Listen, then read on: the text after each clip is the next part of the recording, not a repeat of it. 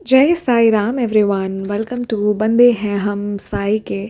बाबा के आशीर्वाद से आज आपको एक बहुत सुंदर एक्सपीरियंस सुनाने जा रही हूँ and a lot of you will correlate with this experience. ये जो डिवोटी हैं इनके लाइफ में ऐसे लोग आए थे जो इनकी बहुत फ़ायदा उठा लिया करते थे, लेकिन उसके बाद इन्हें थैंक यू सो मच करके वो आगे निकल जाते थे। ये वहीं रुक जाती, ये रोती, ये परेशान होती, पर वो लोगों का क्या था, उनका काम निकल गया है तो उन्हें फिर चले जाना है। एंड इन्होंने बताया कि इनका नेचर बहुत हेल्पफुल है, तो जो ज़्यादा हेल्प करते हैं उन्हें धोखे भी ज़्यादा मिलते हैं आई गेस। लेकिन उसके बाद भी ना, ट्रस्ट करना कभी मत छोड़िए। हाँ, ट्रस्ट करने के बावजूद भी जो मन में एक वो है ना कि थोड़ा सा सस्पेक्ट भी है कि वो सही है या गलत है, वो रखिए। पर हर इंसान को एक मौका दीजिए, मौका ज़रूर दीजिए। 100 में से अगर 90 लोग चीटर्स निकले ना, तो ट्रस्ट मी 10 लोग बहुत अच्छे निकलेंगे।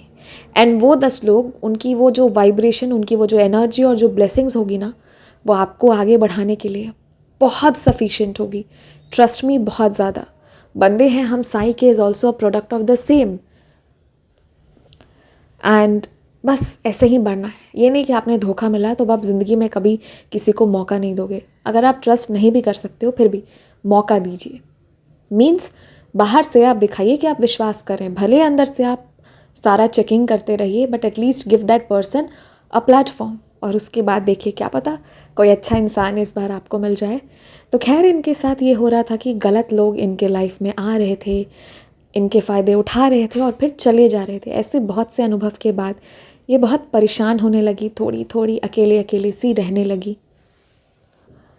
तो फिर जब ये अकेला रहना शुरू कर दी, अपनी मन की बातें किसी के साथ शेयर नहीं कर पा रही थी, कोई ऐसा था नहीं जिसको ये बता पाए।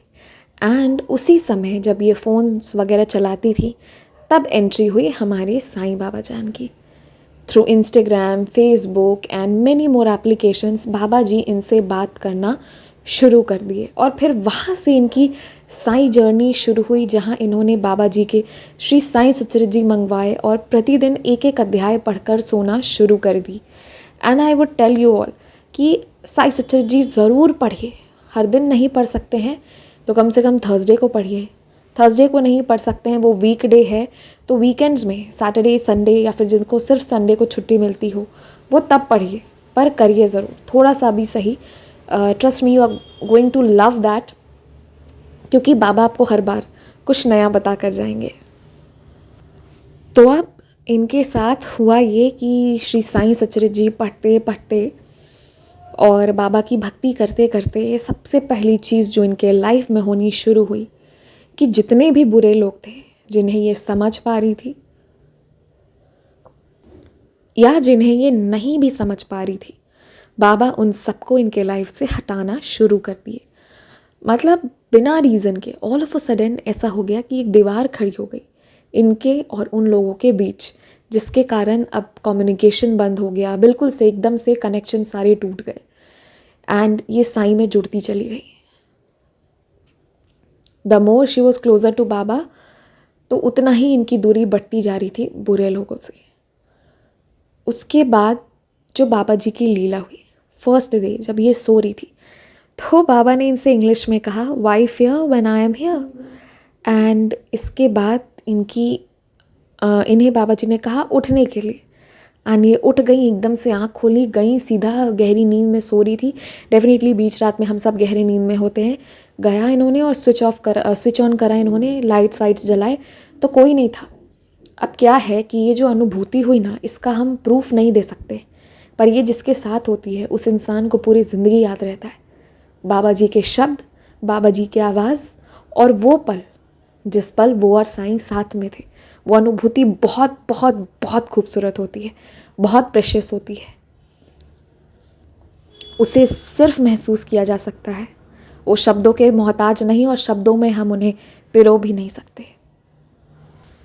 उसके बाद ये रोती थी, तो क्या हुआ था कि इनके आइज़ का ऑपरेशन हुआ था। ये सबसे सुंदर जो मुझे इनके पूरे एक्सपीरियंस का पार्ट लगा ना, that was this, and may be this is for all of us. तो ये जब रो रही थी, तो इन्होंने बाबा से कहा कि बाबा मुझे रोना बहुत आ रहा है, मैं रो भी रही हूँ, ये सब सही है, लेकिन ऐसे रोते रोते मेरे आँख खराब हो जाएंगे। डॉक्टर ने मुझे मना किया था, रोना भी नहीं है, और मैं रो रही हूँ। उस रात जब ये सोई तो बाबा जी के क्या खूबसूरत शब्द थे। मैं उन शब्दों को डायरेक्टली पढ़कर सुनाती हूँ। मैं इनकी ईमेल आईडी खोल कर रखी हूँ। बाबा ने इन्हें दूसरी बार कहा कि हाँ, जो ईश्वर पूरी सृष्टि की रक्षा कर रहा है वो तुम्हारी आंखों की भी रक्षा कर लेगा। और उसके बाद बाबा जी ने कहा कि तुम सिर्फ एक शरीर नहीं हो। अभी कितनी सुंदर लाइन बाबा जी ने इन्हें कही, आप ध्यान दीजिएगा। जो ईश्वर पूरी सृष्टि की रक्षा कर रहा है वो तुम्हारी आंखों की भी रक्षा कर लेगा। यही बात आज इस एक्सपीरियंस से हम सबको समझ कर जाना है कि वो एक मालिक जो हर छोटे हर बड़ी चीज़ को डिसाइड कर रहा है। मैं आपको एक बात बताती हूँ। हम जब सड़क पर चल रहे होते हैं ना,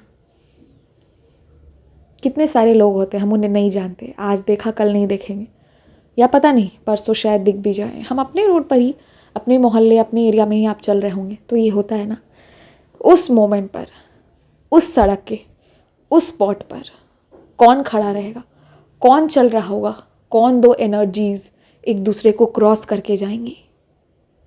जिस सड़क को आप क्रॉस करके जा रहे हैं वहाँ के जो कंकड़ और पत्थर होंगे वो किस एंगल पर, कौन से छोटे वाले, कौन से रोड पे, कौन से रोड के किनारे होंगे। उस वक्त आसमान कैसा होगा, उस वक्त क्लाउड्स का जो शेप होगा वो कैसा होगा, उस वक्त कहाँ कहाँ से शोर आ रही होगी और कहाँ कहाँ से शोर आनी बंद हो जाएगी। उस वक्त क्या आपको दिखेगा, क्या आपको नहीं दिखेगा, ये सब बाबा डिसाइड कर रहे होते हैं।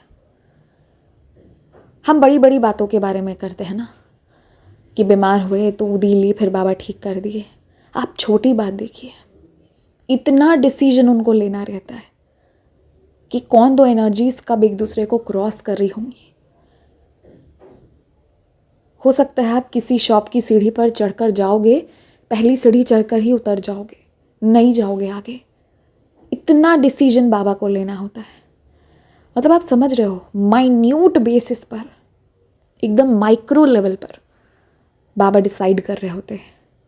इतनी माइन्यूट डिसीजंस बाबा ले रहे हैं और सबकी रक्षा कर रहे हैं। जितनी आपकी, जितनी मेरी, उतने रोड पर चल रहे सभी लोगों की, उतने ही उन पेड़ पौधों की, सबकी रक्षा कर रहे हैं। क्योंकि उन्होंने ये सृष्टि बनाया और उन्हें पता है कि किस दिन किस चीज़ को ख़त्म करना है, किस दिन किस चीज़ को रखना है।